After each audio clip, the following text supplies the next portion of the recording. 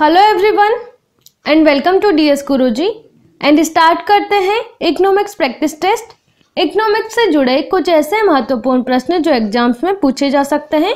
तो आज का सबसे पहला अपना प्रश्न है, उदारीकरण के अंतर्गत निजीकरण अर्थात निजी क्षेत्र के विस्तार एवं सार्वजनिक क्षेत्र के निरंतर घाटे में चलने वाली इकाइयों के लिए कौन सी नीति अपनाई गई है। तो इसके लिए जो नीति अपनाई गई है उस नीति का नाम है बहिर्गमन पॉलिसी या एग्जिट पॉलिसी से कहा जाता है।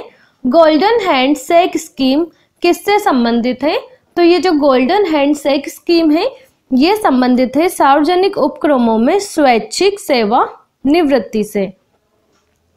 सार्वजनिक क्षेत्र के उपक्रमों में विनिवेश जिसे का दौर कब प्रारंभ हुआ? विनिवेश का जो दौर प्रारंभ हुआ जिसे डिसइन्वेस्टमेंट कहा जाता है, इसका प्रारंभ हुआ था 1991 से 1992 के बीच।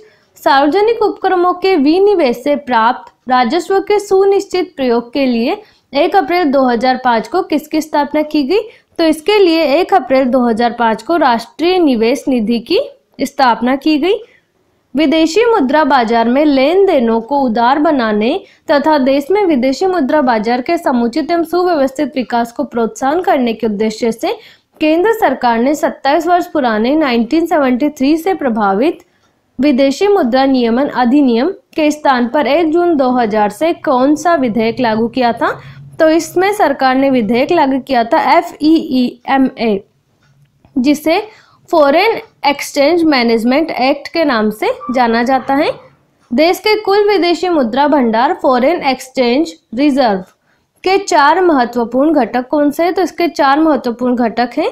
भारतीय रिजर्व बैंक की विदेशी मुद्रा पर परिसंपत्तियां, RBI के स्वर्ण भंडार और सरकार की SDR राशि तथा IMF के पास सुरक्षित राशि, ये सारे ही जो है इसके महत्वपूर्ण घटक हैं।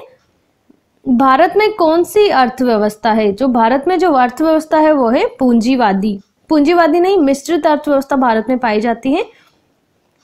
एकाधिकार एवं प्रतिबंधात्मक व्यवहार अधिनियम में वर्णित परिसंपत्ति सीमा को कौन सी नीति में पूर्णतया समाप्त कर दिया गया है? तो इसको पूर्णतया समाप्त किया गया है 19 विक्रमांक की औद्योगिक नीति में। पोर्टफोलियो विदेशी निवेश PFI किस माध्यम से किया जाता है? तो ये शेयर बाजार के माध्यम से किया जाता है। पोर्टफोलियो विदेशी निवेश। TRIPS जिसे ट्रिप्स कहा जाता है, बौद्धिक संपदा अधिकारों के व्यापार से संबंधित पक्ष होते हैं। ये करार का संचालन किसके द्वारा किया जाता है? तो इसका संचालन किया जाता है WTO के द्वारा, विश्व व्यापार संगठन के द्वारा। अंतर्राष्ट्रीय मुद्रा कोष किस उद्देश्य की पूर्ति के लिए ऋण देता है? तो यह भुगतान असंतुलन को दूर करने के लिए ऋण देता है। वैश्वीकरण में जो चीज शामिल नहीं होती वो होती है किसी देश की राजनीति में दखल। ये वैश्वीकरण द्वारा नहीं दिया जाता है। अगला जो अपना प्रश्न आता है, अगले अपने क्वेश्चन आएंगे मानव विकास रिपोर्ट से संबंधित। ये प्रश्न महत्वपूर्ण है, एग्जाम में आने लायक प्रश्न है। UNDP की वर्ष 2016 की मानव विकास रिपोर्ट के अनुसार संपूर्ण विश्व का HDI है, तो संपूर्ण विश्व का जो HDI है वो है 0.717। एग्जाम में पूछा जा चुका है, फिर आएंगे ये प्रश्न। SDI रिपोर्ट 2016 के अनुसार भारत का 188 देशों में मानव विकास सूचकांक की दृष्टि से कौन सा स्थान है? तो भारत का इसमें 188 देशों में भारत का 131वां स्थान है। अगला जो अपना प्रश्न है, निम्न में से किस देश का मानव विकास सूचकांक सर्वाधिक है? तो सर्वाधिक मानव विकास सूचकांक वाला देश है नॉर्वे। UNDP की मानव विकास रिपोर्ट 2016 में भारत का मानव विकास सूचकांक बताया गया है। भारत का जो मानव विकास सूचकांक बताया गया है वो बताया गया है 0.624। भारत के किस पड़ोसी देश का HDI भारत से अधिक है? तो वो पड़ोसी देश है श्रीलंका व चीन, जिसका HDI भारत से सर्वाधिक है मानव विकास सूचकांक। संयुक्त राष्ट्र विकास कार्यक्रम द्वारा मानव विकास रिपोर्ट HDR 2015 में कुल कितने देशों को शामिल किया गया है? तो इसमें जो है 188 देशों को शामिल किया गया है। मानव विकास सूचकांक की गणना में निम्न में से किन किन मानकों को शामिल किया जाता है?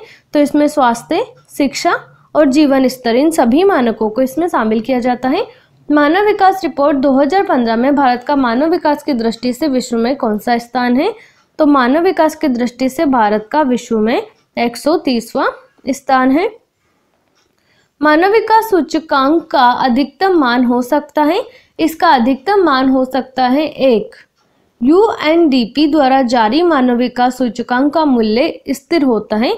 मूल्य जब स्थिर होता है जब स्थिति हो 0 और 1 के बीच।